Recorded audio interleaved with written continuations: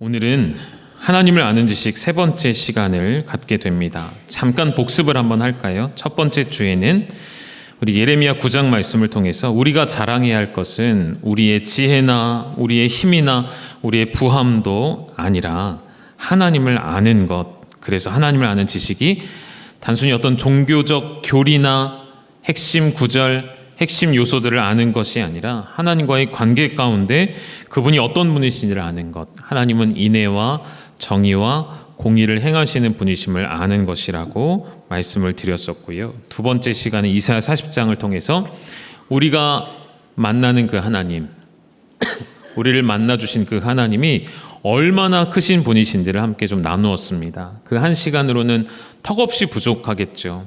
하나님의 크심을 말하고 고백하려면 온 세상의 시간을 다 가져도 부족할 텐데 우리 하나님 창조주 하나님이시고 모든 만물을 손바닥 아래 두시는 그러한 하나님이심을 지치지 아니하시며 피곤치 않으신 그 하나님을, 그래서 그 하나님을 안다는 것은 우리 시선이 내 문제, 내 인생에 머무는 것이 아니라 더 높이 들어서, 눈을 더 높이 들어서 하나님의 눈으로 이 세상을 보는 것이라고 그렇게 말씀을 드렸습니다. 오늘 세 번째 시간 하나님을 아는 지식에는 뒤에 부제를 이번에는 진정한 회개라고 붙였습니다. 이런 질문을 할 수가 있겠죠. 우리 안에, 여러분 안에 하나님을 아는 지식이 정말로 있다면 왜 내 삶은 이렇게 자꾸만 흔들리는가? 하나님을 정말 안다라고 말한다면 우리는 왜 반복해서 하나님을 떠나고 있는가? 오늘 호세아 6장의 말씀들이 이러한 질문에 대한 하나님의 답변이라고도 볼 수가 있겠습니다. 본문을 좀 제대로 보시려면 호세아서의 배경을 잠깐 살피셔야겠죠. 호세아 선지자는 북이스라엘 말기에 활동했던 선지자입니다. 대부분의 시간을 여로보암 2세 통치 아래 활동했던 선지자이고요. 그 당시 북이스라엘은 겉으로 볼 때에는 부유하고 정치적으로도 경제적으로도 어느 정도 안정되고 번성하던 참 좋은 때였다는 것이죠. 겉으로 볼 때 그랬다는 것은 그 내면은 어땠을까요? 썩어 있고 무너져 있었다는 것이겠죠. 그들에게 종교의 형식은 남아 있었습니다. 그 열심도 남아 있었겠죠. 그러나 하나님과의 관계가 파괴된 채로 여전히 절기를 지키고 제사를 드리며 종교적 열심을 내긴 했지만 그들의 마음과 중심은 하나님에게로부터 멀어져 있었고 떠나 있었다는 것이죠. 하나님과의 관계가 파괴되고 절기도 형식일 뿐, 제사도 자기 열심일 뿐이었다는 것이죠. 그런 일들이 지속되어질 때 그들의 태도의 핵심에는 결국 우상 숭배이죠. 하나님을 떠나 그 가나안 땅의 신이라 일컬어지는 바알을 섬기며 우상 숭배하는 그 모든 것들을 하나님이 너희가 간음하는구나 라고 말씀하셨다는 것이죠. 언약적 간음이죠. 끊어질 수 없고 파괴될 수 없는 언약을 이스라엘 백성들이 간음함으로 파괴하려 하였습니다. 하나님 편에서 그 언약은 신실하기에 결코 파괴되지 않지만 우리가 그 언약의 대상에 합당하지 않은 채로 살아가면서도 괜찮다라고 말하고 있는 시점이었다는 것이죠. 그래서 하나님께서는 이스라엘 백성들에게 그들을 사랑하셔서 다시 돌아오게끔 하시는 그 말씀을 단순히 메시지로 주지 아니하시고 강력한 메시지로 주시려고 어떤 방법을 사용하십니까? 한 선지자의 인생 전체를, 호세아의 인생 전체를 사용하셔서 이스라엘 백성들에게 말씀하시고자 합니다. 하나님 호세아에게 명령하셨죠. 한 여인을 아내로 맞이할 것을. 그 여인의 이름이 고멜입니다. 이 고멜이라는 여인은 한 남자에게 머무는 여인이 아니었어요. 다른 사람을 찾아 혹은 다른 사랑을 찾아 자기 욕망의 이끌림대로 살아가는 인생이었죠. 결국 그러한 인생의 끝은 참 비참한 자리까지 향하게 되어지겠죠. 그런데도 놀라운 것은 하나님께서 이러한 여인을 호세아에게 뭐라고 말씀하시죠?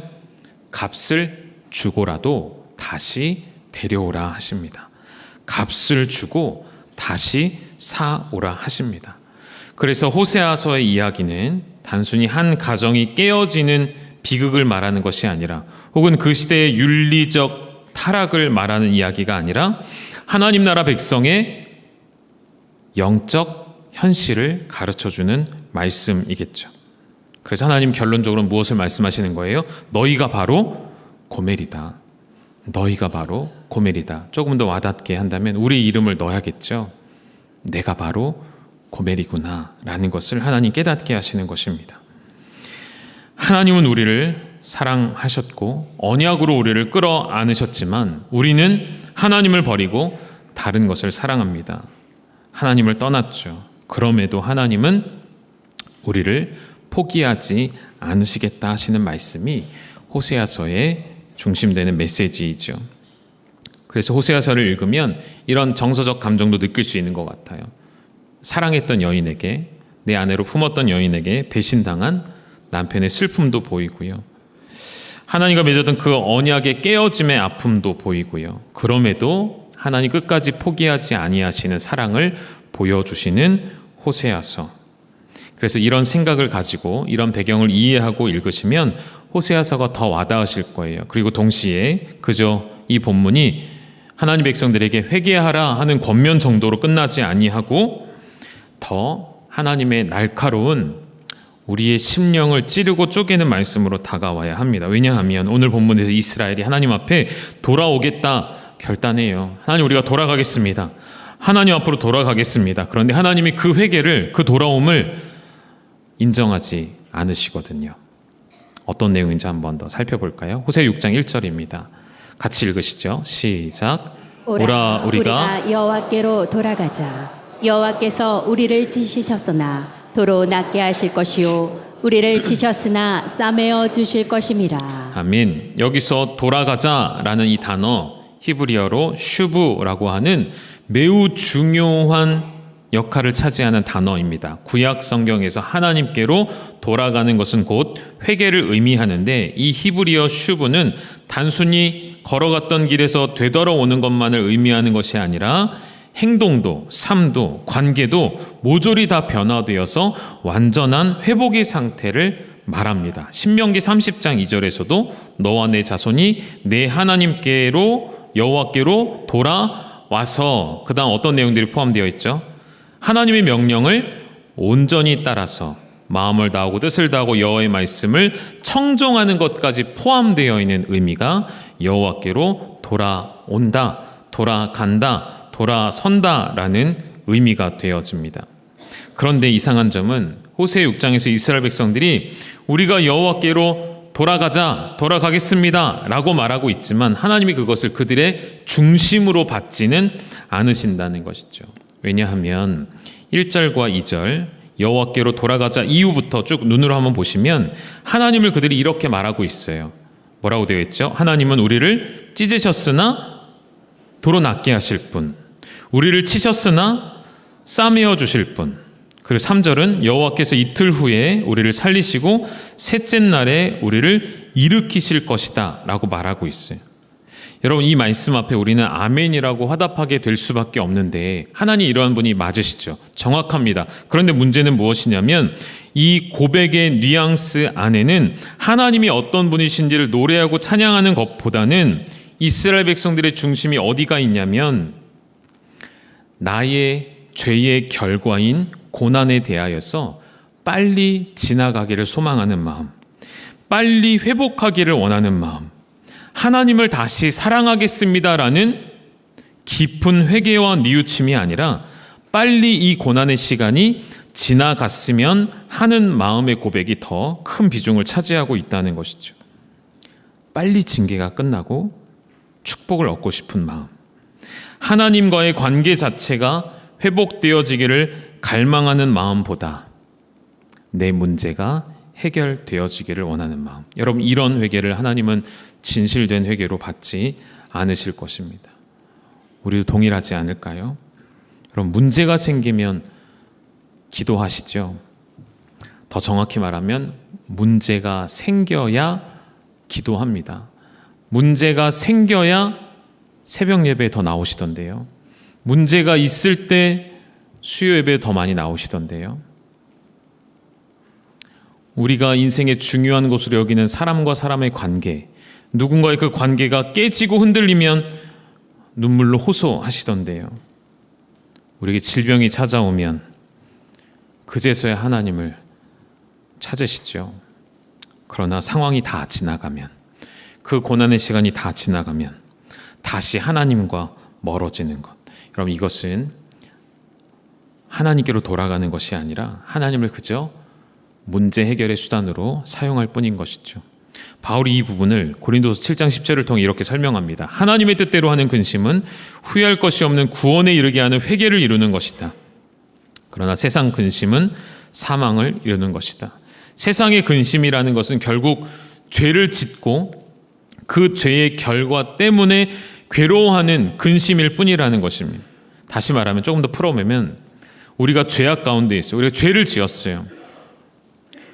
평소에는 그 죄를 인식하지도 않고 죄책감도 갖지 않습니다. 그런데 그 죄가 드러나면, 그 죄가 발각나면 그제서야 괴로워한다는 것입니다. 그게 세상 근심입니다. 호세아 6장에서 말하는 이스라엘의 회개는 바로 이러한 회개였습니다. 하나님께서 징계를 주시니 괴로워할 뿐입니다. 그리고 그 징계가 빨리 지나갈 뿐이죠. 3절에 2절에 고백되어지는 이틀 후에 셋째 날에라는 표현도 성경 신학적으로 중요한 표현이 되기도 하지만 문자적으로 보면 빨리 지나가기를 원한다는 뜻이에요. 짧은 시간 안에 빨리 회복이 되기를 기대한다는 고백이기도 합니다. 하나님의 징계는 잠깐이고 회복도 속히 될 것이라는 착각, 어디서부터 나올까요? 죄의 무게를 너무나도 가볍게 여기고 있다는 것이죠.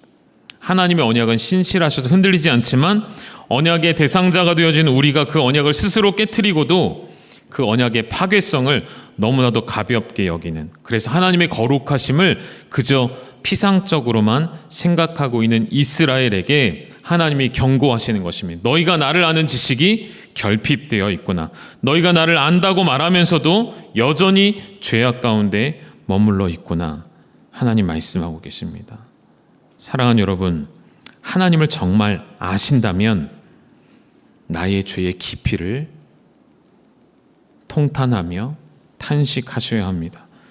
이사야 선지자가 하나님 보여주시는 환상 속에서 하나님의 거룩하심을 마주하고 먼저 고백된 것은 내가 망하게 되었도다예요. 왜죠? 하나님의 그 거룩하심 앞에 나의 죄가 낱낱이 드러나기 때문에. 거룩하신 하나님 앞에 살아가는 우리는 인간의 죄, 나의 죄를 결코 가볍게 여기시면 안 된다는 것이죠. 3절로 넘어가 보실까요? 3절 우리 같이 읽겠습니다. 시작. 그러므로 우리가 여호와를 알자. 힘써 여호와를 알자. 그의 나타나심은 새벽빛같이 어김없나니 비와 같이 땅을 적시는 늦은 비와 같이 우리에게 임하시리라 하니라. 아멘. 여기서 여호와를 알자 할 때 이 알다라는 단어, 우리가 잘 아는 그 야다라는 단어가 맞습니다. 아담과 하와의 관계 속에서 아담이 하와를 알았다 할 때 그 야다, 하나님을 안다라는 그 언약 가운데 인격적인 아는 관계, 하나님에 대하여 몇 가지 교리적 사실, 하나님의 성품의 몇 가지 단어들을 아는 것이 아니라 하나님과의 살아있는 관계 가운데 들어오도록 힘쓰겠다라는 고백이죠. 여러분, 정말 하나님을 안다는 것은요, 그분의 성품을 아는 것을 의미합니다. 그분의 뜻을 알고 그분의 마음을 알고 그분과 같이 걸어가는 인생이어야 한다는 것이죠. 그래서 우리가 예레미야 9장에서 처음 시간에 말씀드렸던 것처럼 하나님의 성품을 이야기했습니다. 하나님이 행하시는 일을 얘기했습니다. 무엇이죠? 여호와는 사랑과 정의와 공의를 이 땅에 행하시는 분이라고 고백했잖아요. 그럼 하나님께서 인애와 정의와 공의를 행하시는 분이시라는 것을 알게 되어지면 우리의 삶이 하나님의 성품과 일치가 되어야 한다는 것입니다. 하나님의 성품을 알았다는 것은 하나님의 성품대로 살아간다는 것을 의미하는 것과 같습니다. 그래서 예레미야 22장에 가면 이렇게도 설명해요. 하나님을, 그는 가난한 자와 궁핍한 자를 변호하시는 하나님이시다. 이것이 나를 아는 것이다라고 하나님 말씀하시거든요. 그러면 이걸 그대로 적용하면 이렇게 될 수 있는 거죠. 하나님을 아는 지식은 사회적 약자를 향한 정의와 돌봄으로도 드러나야 한다는 것이죠.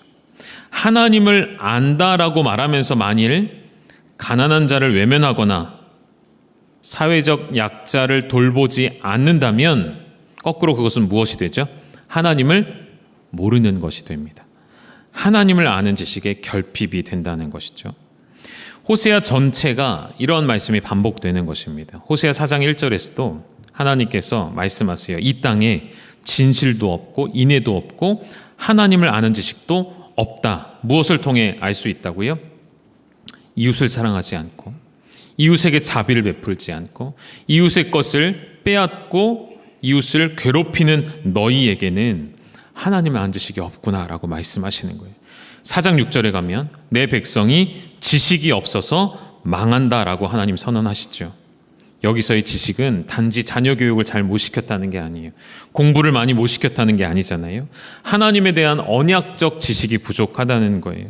그래서 하나님을 모르기 때문에 그들의 마음에 자꾸만 다른 것을 채우고 다른 것을 붙잡고 하나님을 모르기 때문에 돈이 우상이 되고 하나님을 모르기 때문에 성공이 우상이 되고 하나님을 모르기 때문에 다른 것들을 붙잡으며 결국 자기 욕망에 사로잡히게 되는 것이죠. 그래서 모든 우상 숭배의 뿌리에는 하나님을 아는 지식의 결핍이 들어가 있는 것이죠. 오늘 우리가 읽은 호세아 6장 3절에 여호와를 힘써 알자라는 고백은 종교적 열심을 더 내라는 요청이 아닙니다. 주일 예배 열심히 나오십시오라는 고백이 아니에요. 봉사 좀 더 하시죠 라는 요청도 아니에요. 우리가 잊고 있었던, 우리가 멀리했던 그 하나님 앞에 다시 서자는 고백인 것이죠. 그분이 얼마나 거룩하신 분이신지, 그분이 얼마나 신실하신 분이신지, 그분이 얼마나 사랑이 무한하신 분이신지 온전히 알라는 것이죠. 그러면서 동시에 하나님이 그들의 죄악을 이렇게도 표현하십니다. 4절 말씀 우리 한번 같이 읽겠습니다. 시작. 에브라임아 내가 내게 어떻게 하랴. 유다야 내가 내게 어떻게 하랴. 너희의 인애가 아침 구름이나 쉬 없어지는 이슬 같도다. 네, 여기까지요. 네, 4절까지만. 네. 여러분 이 말씀에서 하나님께서 이스라엘 백성의 인애를 언급하십니다. 참 놀라운 것은 인애는 하나님께만 해당되어지는 성품인 줄 알았는데요. 하나님이 지적하시는 것은 이스라엘 너희의 인애가 어떠한지입니다. 이스라엘의 인애를 말씀하시면서 하나님 뭐라고 하시죠? 아침 구름처럼 그리고 쉬 없어지는 이슬 같다라고 말씀하십니다. 여러분 헤세드라는 인애라는 단어를 생각할 때 그것이 우리말로는 인애, 자비, 사랑 여러 가지 말로 번역될 수 있지만 딱 한 가지 단어를 꼭 기억하시라고 했는데 혹시 기억나십니까? 인애, 헤세드라는 단어가 나오면 항상 언약을 기억하라고 말씀을 드렸죠. 그래서 헤세드는 그냥 가벼운 사랑을 말하는 것이 아니고요. 혹은 친절함이나 불쌍히 여기는 긍휼 정도를 말하는 것이 아니라 하나님의 언약에 기반하여 결코 변함없고 지속적이며 끝없는 하나님의 신실하신 사랑을 이야기하는 것인데 하나님이 지금 이스라엘 백성에게도 그것을 원하고 계세요. 자기 백성에게 이러한 사랑의 성품이 드러나기를 원하십니다. 다시 거꾸로요, 여러분. 이스라엘 백성들의 현재 영적 상태는 신앙 고백이 있습니다. 탁월한 미사어구를 동원해서 아름다운 말로 지구상에 존재하는 가장 아름다운 말들로 시편을 써내려가고 가장 아름다운 말로 신앙을 고백하고 있지만 그때뿐이라는 것입니다. 지속되는 신앙이 아니라는 거예요. 하나님을 향한 지속적인 사랑이 아니라는 것이죠. 뜨거운 기도가 있고 뜨거운 회개가 있고 뜨거운 찬양이 있는데 그렇게 감정은 있지만 그들의 믿음과 신앙이 신실하지가 않다는 것이죠. 때로는 감격이 있고 감동이 있어서 눈물을 흘리지만 하나도 변하지 않는 것. 이것이 하나님을 아는 지식이 없는 회개의 특징입니다. 다시 호세아와 고멜 이야기를 돌아와서 고멜이 값을 지불되어 돌아옵니다. 성경에 다 나와 있지는 않지만 고멜이 돌아와서 미안하다고 말할 수 있겠죠. 그리고 한동안 최선을 다해 남편을 섬겼는지도 모르겠습니다. 그러나 그녀는 또 마음이 떠나고 또 자기 욕망을 따라 살아간다면 그녀가 고백했던 모든 회개하는 말들은 진짜 사랑의 증거가 아니겠죠. 무슨 말씀을 드리고 싶은 것이냐면, 여러분, 하나님을 사랑한다라는 그 고백은 말로 하는 게 아니라는 것입니다. 여러분의 언어로, 혀로 하는 것이 아닙니다. 하나님께서 이스라엘에게 기다리셨던 것은 그들이 날마다 신실한 고백을 하는 것이 아니라, 어떤 종교적 열심을 내는 것이 아니라 언약 안에서의 신실함을 하나님 기대하셨다는 것이죠. 구약 성경 전체를 이러한 주제로 관통해 버릴 수가 있거든요. 하나님께서 사울에게 사무엘을 통해 뭐라고 하십니까? 하나님 원하시는 제사가 아니라고 하시죠. 뭐라고 하시죠? 오히려 순종이라고 하시잖아요. 순종이 제사보다 낫고 듣는 것이 순양의 기름보다 낫다라고 하시는 말씀. 아무리 아름답고 화려한 제사, 온전한 제물을 바치는 기름이 있고 제사가 있을지라도 하나님의 언약적 관계에 신실함 안에서 너희가 나에게 순종하며 사랑을 보이는 것이 내가 기뻐한 일이라고 말씀하시는 것입니다. 이사야서도 마찬가지입니다. 하나님, 그렇게 이스라엘 백성들이 많은 제사를 드려도 나는 받지 않겠다 하십니다. 내가 싫다라고 하나님 말씀하십니다. 오히려 가서 너희 모든 악행을 끊고 정의를 배워서 학대받고 연약한 소외된 자들을 도우라. 그것이 내가 기뻐하는 제사다라고 하나님은 말씀하시죠. 미가서도 마찬가지입니다. 내가 무엇을 가지고 여호와 앞에 나아갈까라고 질문할 때 하나님은 정의를 행하고 인애를 행하고 겸손히 하나님과 함께 행하는 것, 그것을 하나님께서 원하신다라고 답해 주시죠. 구약 전체에서 하나님 말씀하시고자 하는 이스라엘 백성의 모습은 형식이 아니라 관계에서 나오는 순종과 사랑입니다. 5절을 보실까요?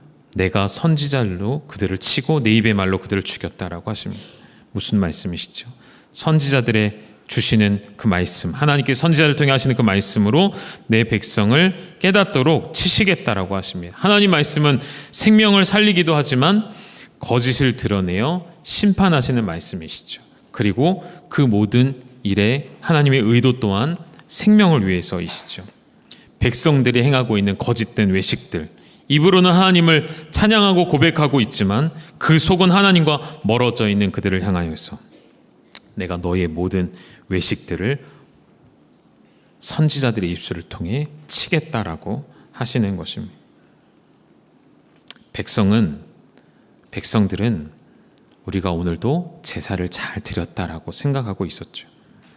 그러나 하나님은 너희의 그 제사 속에 나를 아는 지식이 없음을 폭로하고 계시는 호세아 선지자의 입술을 통한 말씀입니다. 우리 6절 보실까요? 그래서 하나님 다시 말씀하시죠. 나는 인애를 원하고 제사를 원하지 아니하며 번제보다 하나님 아는 것을 원하노라. 하나님 제사 자체를 문제 삼는 것이 아니라 그 제사 안에서, 그 예배 안에서 하나님을 아는 지식과 동떨어져 있는 한 성도, 한 그리스도인, 하나님의 교회를 문제시하고 있는 거예요. 예배는 드리고 있는데 하나님을 모르는 사람들, 제사는 드리는데 삶이 변하지 않은 사람들, 찬양은 열심히 부르고 있지만 내 삶에 전혀 변화될 여지가 없는 사람들, 종교적 열심은 있지만 인애가 나타나지 않는 성도들, 그들의 모든 것을 하나님이 거부하시겠다라고 말씀하시는 것입니다.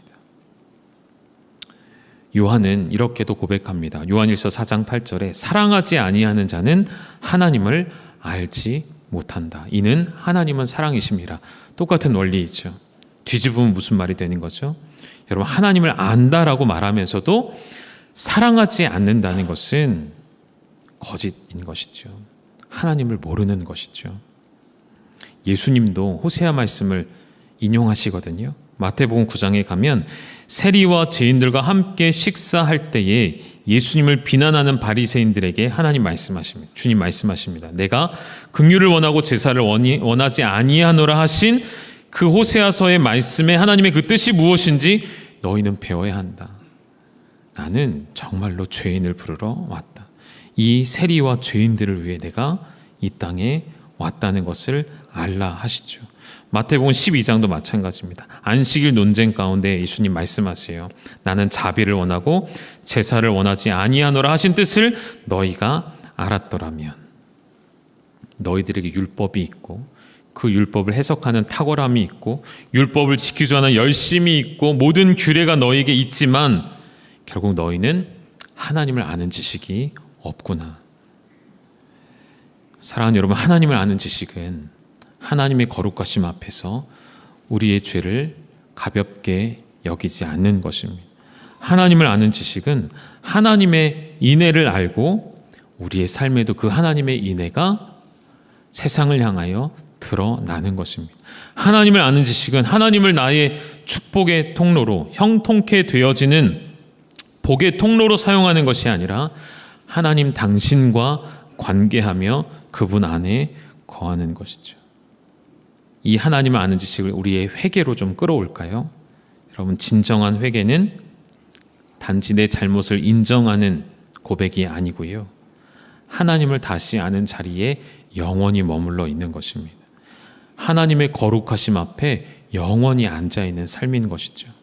진정한 회개는 하나님이 어떤 분이신지를 잊고 살았던 내 인생을 깨닫고 다시 하나님과 영원토록 동행하는 삶입니다. 왜 하나님께서 다윗과 같은 사람을 내 마음에 합하다라고 하셨을까요?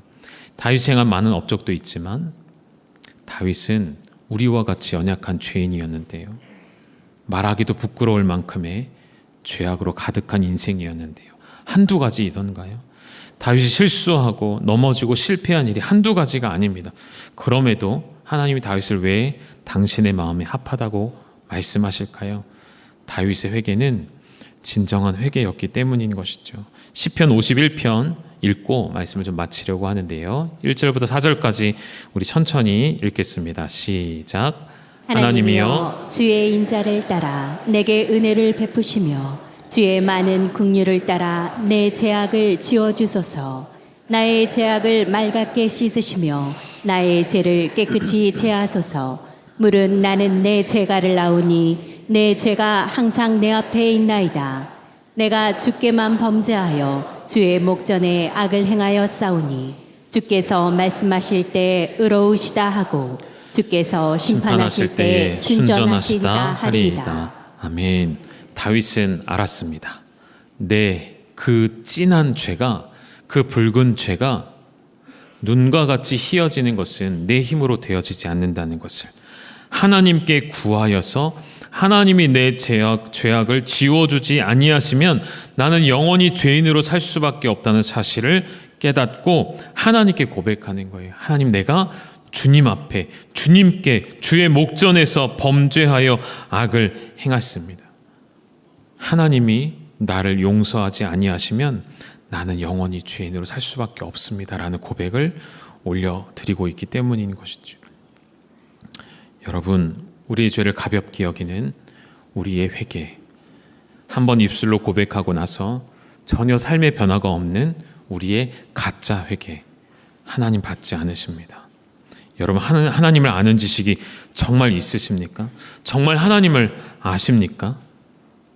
여러분, 예배에 익숙하지만 예배의 참 대상이 되신 하나님을 잃어버린 채 예배하고 있지 않습니까? 회개를 말하지만 실상은 내 문제가 해결되어지기만을 구하는 기도는 아니신가요? 하나님을 안다라고 말하지만 하나님의 가장 중요한 성품인 변하지 않는 사랑, 헤세드의 그 사랑이 내게서는 흘러나오고 있지 않은 것 아니십니까? 하나님을 안다면 그 하나님의 성품이 여러분을 통해서 여러분의 배우자에게 흘러가셔야 합니다. 하나님의 성품을 아신다면 하나님의 성품이 여러분을 통해 여러분의 자녀에게 흘러가야 합니다. 교회 공동체 안에서 한 성도를 대하는 말과 태도 가운데 하나님을 아는 지식이 반드시 드러나셔야 합니다. 여러분의 직장, 여러분의 사회생활 가운데 여러분의 약자를 대하는 태도, 혹은 여러분의 정직함, 여러분의 신실함, 그 모든 것이 하나님을 닮은 성품으로 드러나셔야 합니다. 사랑하는 여러분, 하나님을 아는 지식이 입술의 고백으로 그치지 않고 여러분의 삶으로 흘러가시기를 주님의 이름으로 축원드립니다.